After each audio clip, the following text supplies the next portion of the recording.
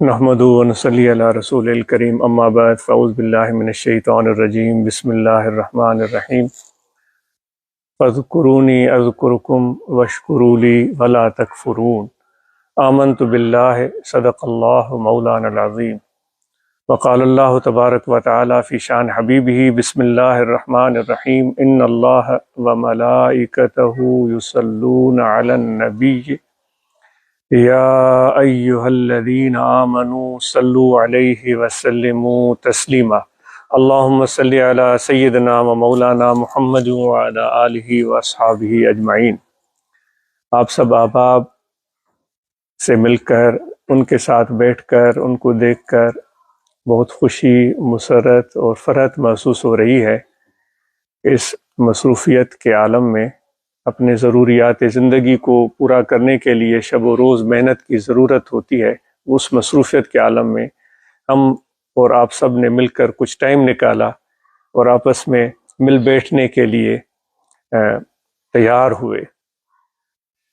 دوستو، جب بھی کوئی دوست کسی دوست کے پاس جاتا ہے تو ہمیشہ وہ کچھ نہ کچھ اپنے دل میں سوچ کے جاتا ہے۔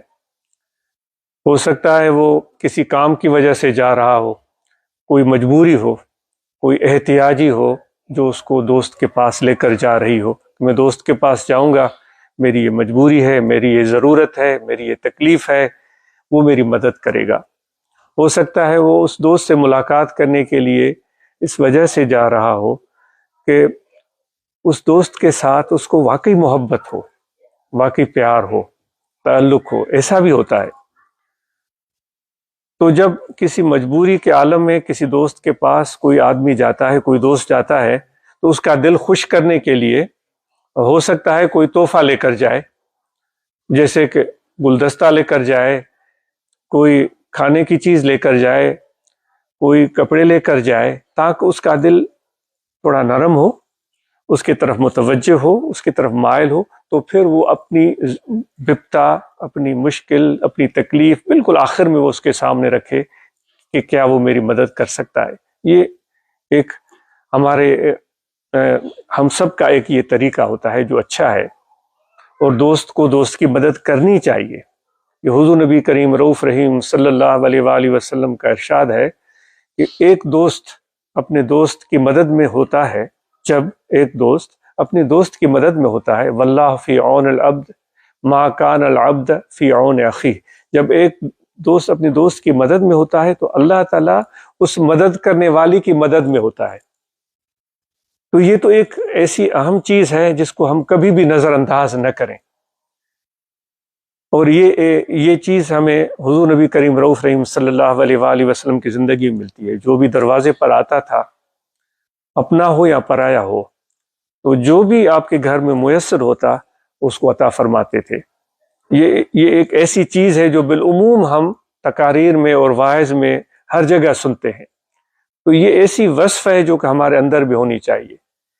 تو یہ ایک تو ہو گئی اپنی ضرورت جس وجہ سے آدمی دوست کے پاس جاتا ہے۔ دوسری ہوتی ہے محبت، خلوص، شوق ہے۔ اس دوست کے ساتھ بیٹھنے میں مزہ آتا ہے، اس دوست کے قریب بیٹھنے سے مجھے سکون ملتا ہے، مجھے فرحت ملتی ہے۔ تو پھر وہ وہاں کے لوازمات اور وہاں کی جو ضروریات ہوتی ہیں وہ کچھ مختلف ہوتی ہیں۔ جیسے کہ میرا گمان ہے کہ میں یہاں پر آیا ہوں تو شاید وہی محبت مجھے یہاں لے کر آئی ہے، جو دوستوں کے ساتھ ایک تعلق ہے، ایک دل کا دل سے، ایک روح کا روح سے رشتہ ہے، وہ مجھے لے کر یہاں آیا ہے۔ تو جب اس طرح کی دوستی اور تعلق کی صورت ہو تو پھر آدمی کیا لے کر جائے گا اپنے دوست کے پاس؟ بلا تشبیہ و تمثیل، کوئی اس میں تمثیل اور تشبیہ نہیں ہے۔ ہمارے آقا و مولا حضرت صلی اللہ علیہ وآلہ وسلم جب معراج کی رات تشریف لے کر گئے تھے اللہ تبارک و تعالیٰ کی بارگاہ میں، تو جب آپ کی اللہ تعالیٰ کی ذات سے ہم کلامی ہوئی تھی اور پھر آپ کو خوش آمدید کہا گیا تھا، تو پھر یہ سوال ہوا تھا کہ کیا لے کر آئے ہیں آپ؟ حضور علیہ الصلوۃ والسلام، یہ واقعہ آپ اور ہم خود پڑھیں، جو کہ سنا بھی ہوگا ہم نے۔ تو حضور نبی کریم رؤوف رحیم صلی اللہ علیہ وآلہ وسلم نے غالباً یہ تصدیق کرنے والی چیز ہے، اس کو تصدیق کی جائے، دوبارہ دیکھا جائے، جو درست بات ہو اس کو سب وہی بات ہو، لیکن جو میرے یادداشت میں ایک چیز آتی ہے وہ میں عرض کر دیتا ہوں۔ حضور علیہ الصلوۃ والسلام نے عرض کیا تھا کہ یا رب العالمین، میں آپ کی بارگاہ میں عبدیت لے کر آیا ہوں، میں تمہارا بندہ ہوں، میں تمہاری بارگاہ میں عجز، انکساری اور نیاز لے کر آیا ہوں، جس کو علماء کچھ اس طرح بیان کرتے ہیں کہ میں ایک ایسا تحفہ یا رب العالمین تیری بارگاہ میں لے کر آیا ہوں جو تیرے پاس نہیں ہے۔ ایسا ہوتا ہے دوست کے پاس جائے اور تحفہ لے کر جائے، اور ایسا تحفہ لے کر جائے جو اس دوست کے پاس ہو ہی نہیں، تو وہ دوست کتنا خوش ہوتا ہے، بھائی یہ تو ایسی چیز ہے جو میرے پاس تھی ہی نہیں، آپ لے آئے، ماشاءاللہ، یہ تو میں سوچ رہا تھا کہ میں خریدوں گا، میں سوچ رہا تھا کہ میں جب پیسے جمع کروں گا پھر میں خریدوں گا۔ تو یہ ایک ایسی کیفیت سے شاید ہم میں سے کچھ دوست گزرے ہوں۔ تو اللہ تعالیٰ کی بارگاہ میں عرض کیا کہ پروردگار، میں ایک ایسی چیز لے کر آیا ہوں جو آپ کے پاس نہیں ہے۔ اللہ تبارک و تعالیٰ کی ذات کے پاس کبریائی ہے، وہ سب سے بڑا ہے، اس کی عظمت ہے، اس کا شان ہے، اس کی شوکت ہے، اور وہی شان، وہ شوکت اسی کو زیب دیتا ہے۔ وہ اپنا نام، اپنا تعارف متکبر کی حیثیت سے بھی کرواتا ہے، سب سے بہت بڑا، اس جیسا کوئی بڑا ہے نہیں، وہ اپنا تعارف اس طرح کرواتا ہے۔ تو حضور علیہ الصلوۃ والسلام نے کہا کہ جو عجز اور انکساری ہے وہ رب العالمین تمہیں زیب نہیں دیتی، وہ تمہارے پاس نہیں ہے، اور یہ ہم بندوں کے پاس ہے، جو تمہارے بندے ہیں، جو تمہارے سامنے جھکتے ہیں، جو رکوع کرتے ہیں اور جو سجدہ کرتے ہیں، تیری عبادت کرتے ہیں، تو وہ چیز میں تمہاری بارگاہ میں لے کر آیا ہوں۔ تو آج ہم دوست بھی یہاں اکٹھے ہوئے ہیں، کوئی دور سے آیا ہے، کوئی قریب سے آیا ہے، تو میرے خیال میں آپ بہتر سمجھ سکتے ہیں کہ ہم ایک دوسرے کو بہتر سے بہترین تحفہ کیا دے سکتے ہیں۔ رمضان کی بات ابھی ہو رہی تھی، اس پر بھی آج تھوڑی گفتگو کرے گا۔ تو شاید اگر اسی سنت کو جو حضور علیہ الصلوۃ والسلام نے ایک اپنے احساسات اور جذبات کی صورت میں اللہ تعالیٰ کے سامنے پیش کی، بلا تشبیہ و تمثیل، ہم ایک دوست اور دوست کے سامنے بہترین تحفہ اگر پیش کر سکتے ہیں تو وہ خلوص ہے، وہ محبت ہے، وہ پیار ہے، وہ ایک دوسرے کی قربت میں بیٹھنے کا شوق ہے، اور اس نعمت کو پہچاننے کی ایک علامت کہ یہ ایک نعمت ہے۔ وہ کہتے ہیں کہ جس کو اس چیز کا احساس نہ ہو تو وہ اس چیز کو، وہ کہتے ہیں کہ ایک بیوپاری ٹریڈر گیا تھا مکہ مدینہ، تو وہاں بھی جب وہ گیا تھا تو وہ ادھر ادھر دیکھنے کے لیے بجائے حرم پاک اور خانہ کعبہ یا صفا و مروہ وہاں بھی گیا، لیکن جو اس کو دلچسپی ہوئی، وہاں جو لوگ ترازو ہاتھ میں لیے چیزیں بیچ رہے تھے، ان باٹ کو دیکھ رہا تھا کہ یہ صحیح ہے یا نہیں ہے، یہ کتنا تول رہے ہیں، صحیح تول رہے ہیں یا نہیں تول۔ تو اس کی دلچسپی چونکہ تجارت سے تھی تو وہاں بھی اس کو وہی چیز نظر آ رہی تھی۔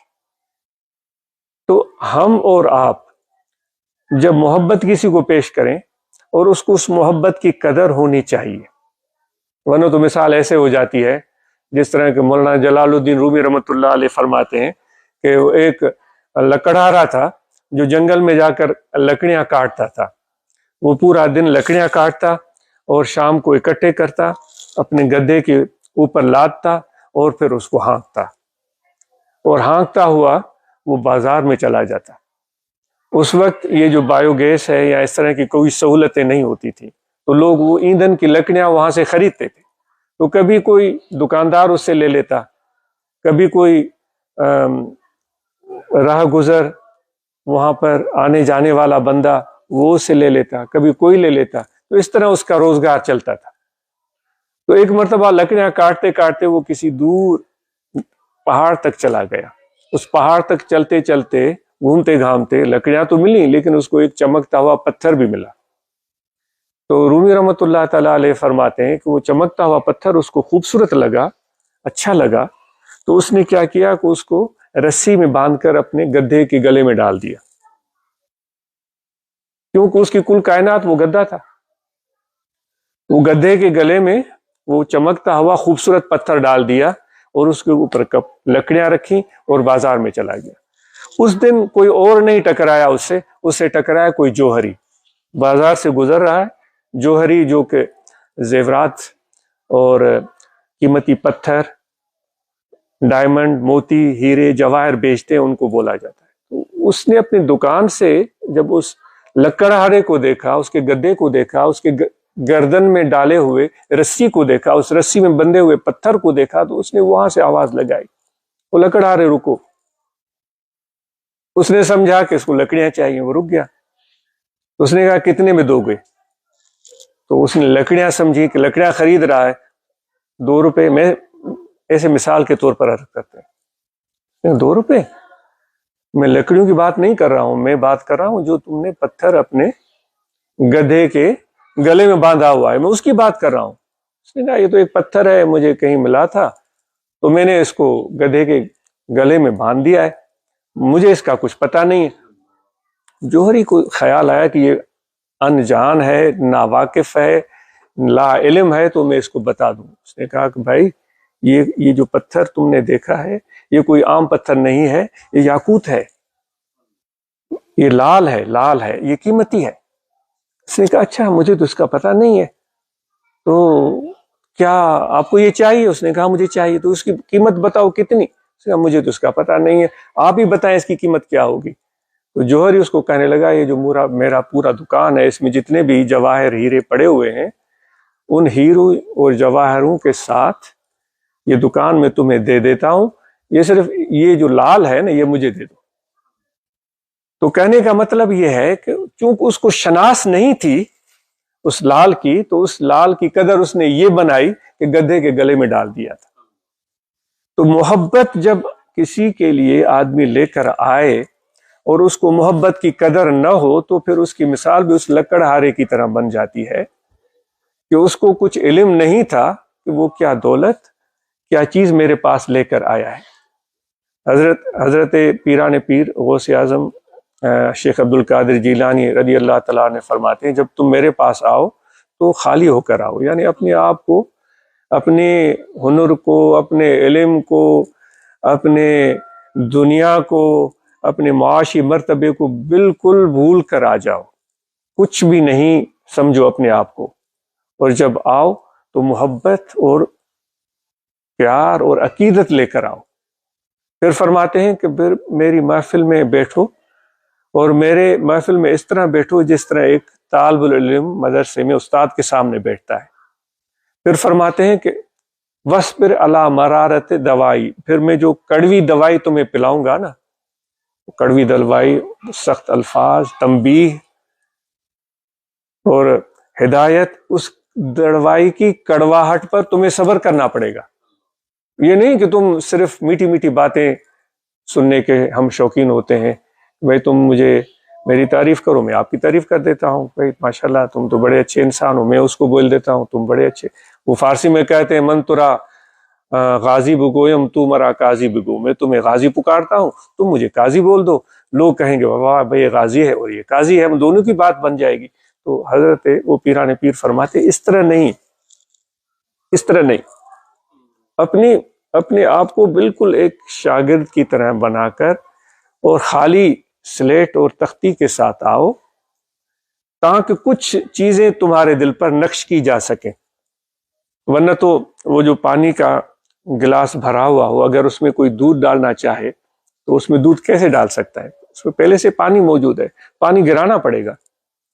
اگر اس میں دودھ ڈال دیا جائے گا تو وہ دودھ تو نیچے گر جائے گا، وہ پانی جو ہے وہ بھی کسی خاص کام کا نہیں رہے گا، وہ نہ دودھ رہے گا نہ پانی رہے گا۔ تو ایک تو بات یہ ہو گئی کہ ہم یہاں آئے ہیں تو ہم کیا تحفہ لے کر آئے ہیں، وہ یہی ہے کہ محبت، خلوص اور تعلق اور دل میں کچھ سیکھنے کی خواہش۔ اس کے بعد ہم اس موضوع پر آتے ہیں کہ اس طرح جب لوگ بیٹھتے ہیں آپس میں جو کہ صرف محبت کے لیے آئے ہوں، خلوص لے کر آئے ہوں، کوئی اور مقصد ان کا کچھ بھی نہ ہو۔ ہمارے مقاصد تو بے شمار ہیں جو کہ کبھی پورے ہوتے نہیں، دنیاوی کام جو کبھی ختم ہونے کا نام نہیں لیتے۔ وہ ہمارے سندھ کے بزرگ گزرے ہیں، بتائے فقیر، ان کا ایک مثال ہے کہ وہ جاتے تھے، بڑے سادہ، ان کی ٹنڈو الیار کے قریب قبر بنی ہوئی ہے اور بڑی ان کی دلچسپ باتیں ہیں. تو وہ سادہ سے غریب مسکین آدمی تھے. تو ایک کارپینٹر ان کی گلی میں رہتا تھا. اس کو کہتے تھے کہ مجھے چارپائی بنا کر دو. تو وہ سمجھتے تھے یہ درویش آدمی مجھے پیسے تو دے گا نہیں، حالانکہ ایسا تھا نہیں. وہ کہتا تھا کہ فقیر صاحب میں مصروف ہوں، جب فارغ ہو جاؤں گا نا پھر میں تمہیں بنا کے دوں گا. پھر وہ کبھی گزرے تو وہ اس سے ان کو شرمندگی نہیں ہوتی تھی، ان کی ضرورت تھی تو پھر ان کو بولتے تھے چارپائی تھی یا کوئی اور چیز، کارپینٹر یا لکڑہارے مجھے جو ہے نا وہ چارپائی بنا کر. کیا فقیر میں وعدہ فارغ ہو جاؤں نا پھر بنا کر دوں گا، ابھی تو مصروف ہوں. دوسرے مہینے گئے، تیسرے مہینے گئے، وہ جواب یہی دیتا. ایک دن وہ گئے تو ایک چارپائی لے کر میت کو لے کر جا رہے تھے. تو یہ حقیقت ہے، یہ افسانہ نہیں ہے، یہ سچی بات ہے. وہ بتائے، نے کہا کہ یہ کون ہے؟ وہ کارپینٹر جو یہاں گلی میں کام کرتا تھا، اس کی وفات ہو گئی. نے کہا اچھا اس کو نیچے رکھو، میرا اس سے کام ہے. تو لوگ ان کی عزت کرتے تھے، انہیں چارپائی رکھ دی نیچے. اس نے اس کے چہرے سے کپڑا ہٹایا، کفن ہٹایا. وہ پھر اس کے چہرے کو دیکھا. اس نے کہا اب تو تم پکے فارغ ہو گئے ہو، ایسے نہ جاؤ، چارپائی بنا کر پھر جاؤ. یعنی اس طرح کی مصروفیتیں جس میں کچھ ہماری ذہنی پیداوار ہوتی ہیں، حقائق نہیں ہوتی، بس میں مصروف ہوں. خامخواہ کا ٹینشن ذہن میں اپنی کیفیت بتاتا ہوں، خامخواہ کا ٹینشن ذہن پر رکھا ہوا ہے، بس مجھے مصروفیت ہے. مصروفیت کیا ہے؟ کچھ بھی نہیں ہے، بیٹھا ہوا ہے. تو دوستو، اس وجہ سے ہم میں عرض کر رہا تھا کہ جب ہم مل کر بیٹھتے ہیں اس طرح، جب کوئی اور مقصد نہ ہو سوا محبت کے، تو پھر اس محفل کی عظمت کیا ہوتی ہے. حضور نبی کریم رؤوف رحیم صلی اللہ علیہ وآلہ وسلم فرماتے ہیں کہ اللہ تعالیٰ فرماتا ہے کہ مجھے ڈھونڈو ان لوگوں کے پاس جو میری وجہ سے ایک جگہ جمع ہوتے ہیں اور میرے لیے اکٹھے ہوتے ہیں، میرے لیے علیحدہ ہوتے ہیں اور میرا ذکر کرتے ہیں. اللہ تعالیٰ فرماتے ہیں کہ جب تم ان کے پاس جاؤ گے تو تم مجھے وہاں پاؤ گے، تم مجھے میری محفل میں آ جاؤ گے، تم میرے قریب آ جاؤ گے. تو اس طرح کی محفل میں جب ہم بیٹھے ہوئے ہیں تو کیا ہمیں اس چیز کا احساس ہے کہ ہم گویا کہ اللہ تعالیٰ کے حضور میں بیٹھے ہوئے ہیں. انا جلیس من ذکرنی، حدیث کے الفاظ ہیں، میں اس کے ساتھ ہوں، ان کے ہم نشینوں میں سے ہوں جو میرا ذکر کرتے ہیں. اللہ تبارک و تعالیٰ کی عظمت اور کبریائی بہت ہی عرفہ و اعلیٰ ہے، لیکن یہ اس کا پیار ہے ان لوگوں کے ساتھ جو اس کا ذکر کرتے ہیں. اللہ تبارک و تعالیٰ کی ذات نے جب سوچا کہ کوئی ایسی چیز بناؤں جو کہ میری پہچان کو پانے کی کوشش کرے، یہ مختصراً میں بات عرض کر دیتا ہوں. تو پھر اللہ تعالیٰ فرماتے ہیں کہ میں نے انسان کو تخلیق کیا.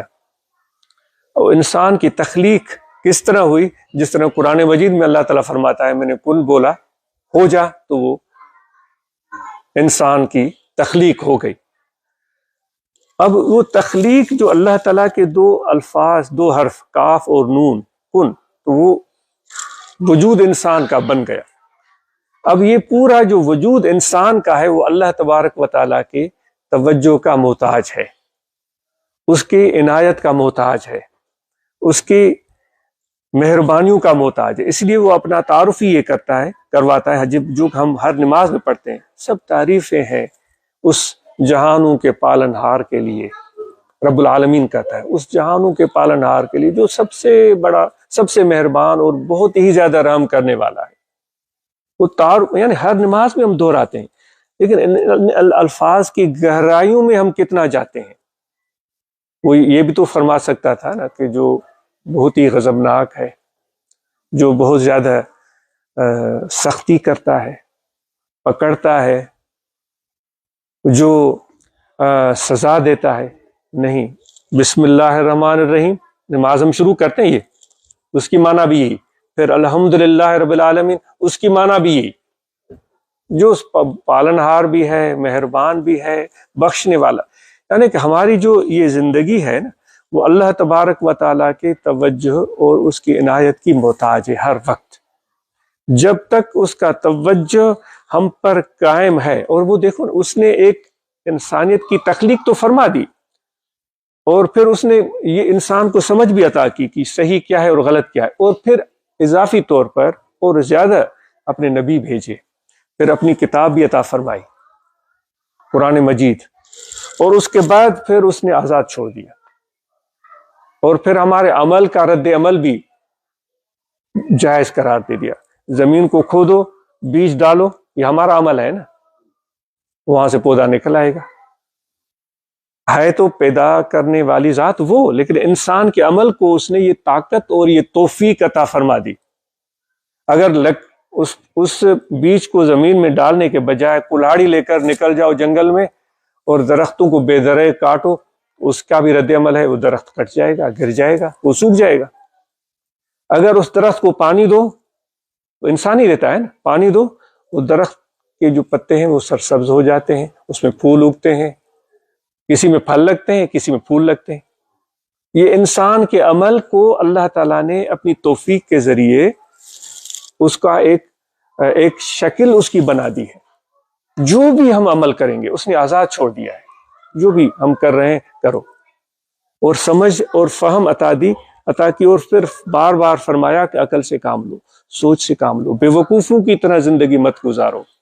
پھر ایک مثال حضور علیہ السلام کی زندگی ہمارے سامنے رکھی کہ ان کو دیکھو، ان کا اٹھنا بیٹھنا دیکھو، ان کا بولنا چالنا، ان کا ملنا جلنا، اس کو دیکھو، اس کو اپناؤ۔ اب جب ہم یہ کام کر رہے ہیں وہ کچھ نہیں فرماتا، ہم تو ایک دوسرے کو ٹوکتے ہیں نا، ارے بھائی تم نے یہ کیا کیا، یہ تو افسوس ہوا یار مجھے دیکھ کر، آپ نے یہ کر دیا، تمہیں تو یہ نہیں کرنا چاہیے تھا۔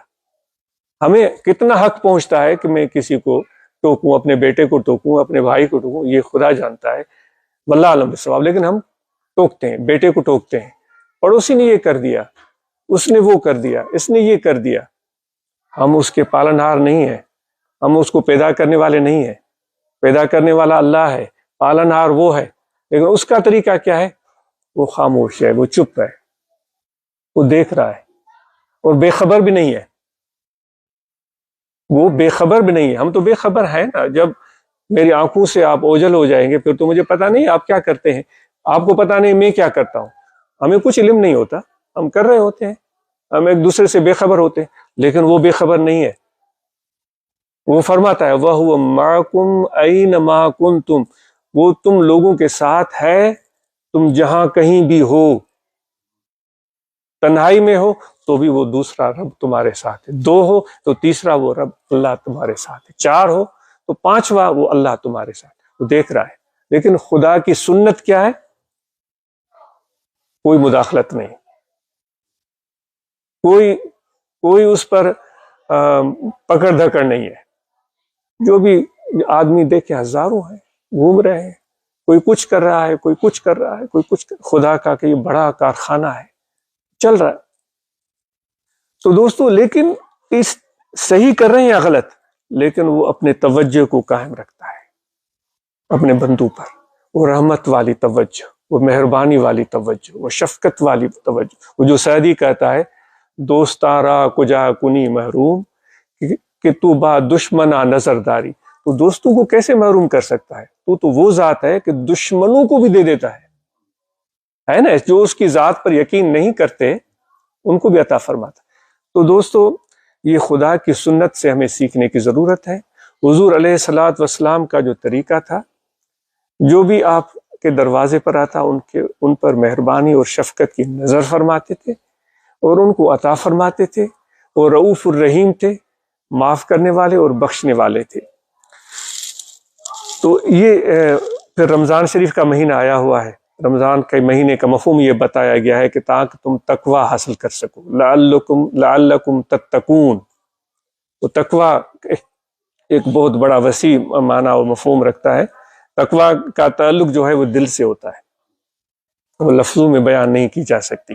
اب میں الفاظوں کے انبار بھی لگا دوں نا، وہ تقوی کی حقیقت بیان کرنا ناممکن ہے۔ جس طرح اگر ہم میں سے کوئی ایک دوسرے کے لیے محبت اور پیار لے کر آیا ہے تو الفاظ میں کیسے بیان کر سکتا ہے؟ یہ تو ایک محسوس کرنے والی چیز ہے۔ تو تقوی کا جو تعلق ہے وہ دل کے ساتھ ہوتا ہے۔ حضور علیہ السلام نے ایک موقع پر فرمایا تھا تقوی ہا ہنا اشار الی قلبی، ہمیں تقوی یہاں ہوتا ہے، پھر آپ نے اپنے دل کی طرف اشارہ کیا، یہاں ہوتا ہے. وہ اس کی کوئی شکل صورت کے ساتھ، لباس یا ٹوپی یا کسی جوتوں کے ساتھ یا گھر کے ساتھ تعلق نہیں، دل کے ساتھ تعلق ہوتا ہے. اس دل کی درستگی سے تقویٰ شروع ہوتی ہے. اس کے لیے ہم روزے کا اہتمام کریں اور قرآن مجید کی تلاوت کریں، اور پھر ہم تقویٰ کو پانے کی نیت بھی ضرور کریں.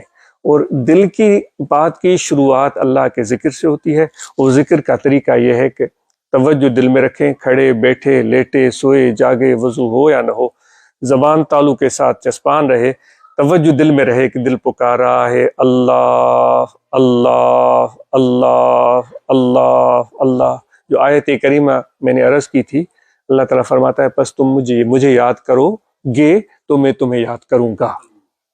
تو جیسے ہی آپ دل میں اللہ اللہ اللہ اللہ، تو اللہ تعالیٰ اپنے اس عظمت اور کبریائی کے اور اس کے شان کے مطابق آپ کو یاد فرمائے گا. ایک مانگنے والا ہوتا ہے نا، گداگر ہوتا ہے، وہ کہتا ہے اللہ کے نام پر دے دو، مجھے پیسے کی ضرورت ہے. تو یہ اس نے آپ کو یاد کیا. اگر آپ کے پاس پیسے ہیں تو آپ اس کو کیسے یاد کریں گے؟ کہ آپ اس کو بھی یہ الفاظ بولیں گے کہ اللہ کے نام پر مجھے دے دو؟ نہیں، آپ وہ الفاظ نہیں بولیں گے، آپ اس کو کچھ دے دیں گے. یہ آپ کا اس گداگر کو یاد کرنے کا طریقہ ہو گیا. اس کی یاد کرنے کا طریقہ الگ ہو گیا، آپ کی یاد کرنے کا طریقہ الگ ہو گیا. ہمارے یاد کرنے کا طریقہ یہی ہے، اس کے نام کو پکارے. اور وہ کیسے یاد کرتا ہے؟ وہ اس کی جو عظمت ہے، وہ جو اس کی کبریائی ہے، اس کا جو شان ہے، اس کے مطابق یاد کرتا ہے.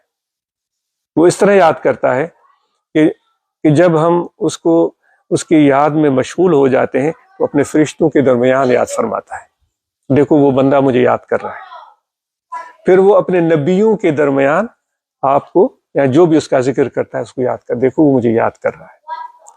پھر اس یاد کو اتنا پسند فرماتا ہے کہ وہ کہتا ہے کہ تم نے میرے لیے ایک محفل اکٹھے کی. جس طرح بلال صاحب نے ماشاءاللہ اس بابرکت مہینے میں ان کے بچوں نے، ان کے خاندان نے یہ محفل منعقد کی. اللہ تعالیٰ ان کو اس کا اجر دے، ان کے گھر میں برکتیں عطا فرمائے، ان کے رزق روزی میں کشادگی، ان کی عزت آبرو میں اضافہ عطا فرمائے. تو یہ جو محفل منعقد کی گئی اور اس میں اللہ تعالیٰ کا ذکر ہوا، اس ذکر کی برکت سے اللہ تبارک و تعالیٰ روز قیامت ان لوگوں کو بلائے گا کہ فلاں دن، جس طرح حدیث کا مفہوم میں عرض کرا، فلاں دن فلاں جگہ آپ اکٹھے ہوئے تھے، آپ کی کوئی آپس میں واقفیت نہیں تھی، نام بھی الگ تھے، شکلیں بھی الگ تھیں، زبانیں بھی الگ تھیں، لیکن آپ اکٹھے ہوئے تھے میرے لیے کہ تم میرا ذکر کر سکو. ہم سب کے ذہن میں ہوگا، ہم بیٹھیں گے اللہ اللہ کریں گے، یہ ہم سب کے ذہن میں یہ امید ہے کہ یہ بات ہوگی. تو جب تم نے مجھ کو یاد کرنے کے لیے اس دن اکٹھے ہونے کے لیے ٹائم نکالا تھا، وہ مجھے بات بہت اچھی لگی.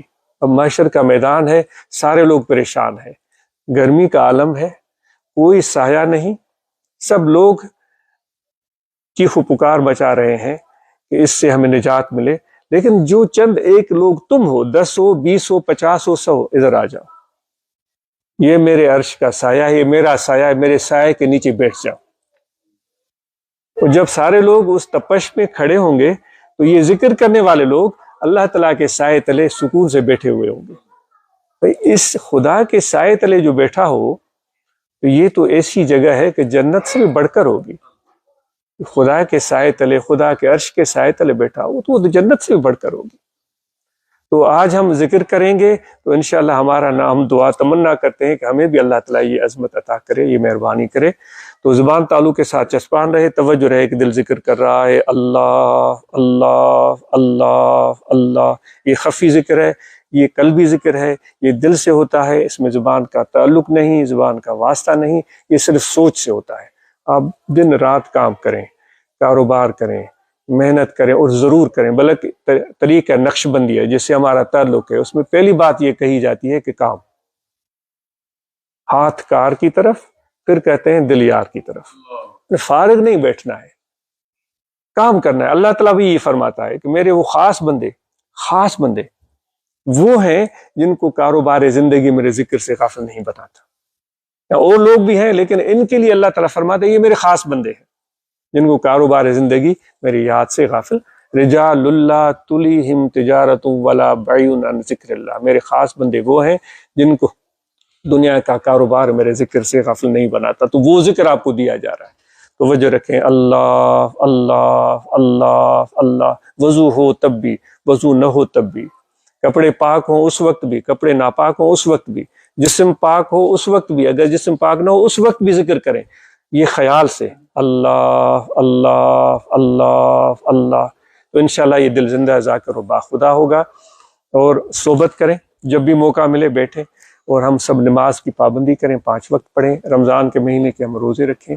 ہم میں سے جس کسی پر زکوٰۃ واجب ہے وہ ضرورت مند لوگوں کا حق ہے ان تک پہنچائیں، جس کسی پر حج فرض ہے وہ بلا دیر حج ادا کرے، اور باقی رابطے میں رہنا، صحبت کرنا، رہنمائی کی ضرورت ہوتی ہے۔ ایک کو پکڑنا چاہیے لیکن پوری استقامت اور یقین کے ساتھ پکڑنا چاہیے، اسی راستے پر چلنا چاہیے، تو انشاءاللہ اس سے برکت و فائدہ اور حاصل ہوگا۔ وہ آپ سب کا بہت شکریہ، اللہ تعالی ہم سب کی حاضری قبول کرے۔